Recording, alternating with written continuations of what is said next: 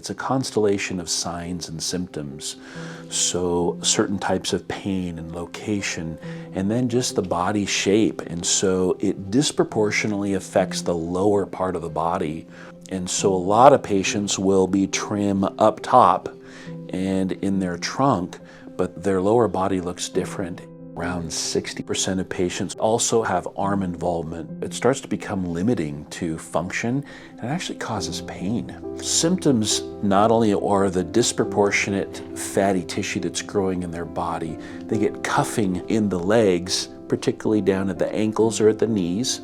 Cuffing is where the leg comes down and then it tapers right in at the ankle. There's fibrotic connective tissue, there's lymphatic tissue, there's a lot of fatty tissue. And as that tissue grows, it becomes very disproportionate and it becomes very heavy. As the disease progresses, they start to experience pain. It's usually an achy pain. Patients can be sitting and their legs are in pain. They can wake up and they're in pain. They could go exercise and they're in pain.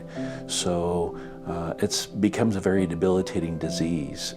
And it's important to note that it's not in the joints, it's not in the ankles, it's not in the knees or the hips, but with careful questioning, they'll report that actually their thighs hurt or their calves hurt, and they haven't done any workouts for the day, they haven't done any exercise, yet they hurt.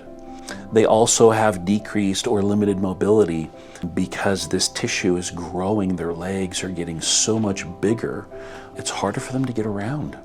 The example I give is for the rest of us, if we went and got some ankle weights, and usually you can find ankle weights that are 2, 3, maybe 5 pounds. If you put 10-pound ankle weights on and you walked around all day, at the end of the day, you and I'd be exhausted.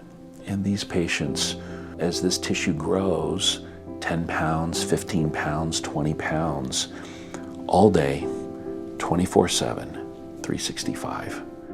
Diet, exercise, nutrition, medications. We haven't found anything to change the nature of the disease other than surgical intervention. Usually changes in estrogen, like pregnancy, will cause it to just really ramp up. And so slowly over time, it progresses and it is not associated with diet or exercise. Patients are left with this through no choice of their own, and it becomes very hard and very limiting in what they can do because of the pain and their ability to move.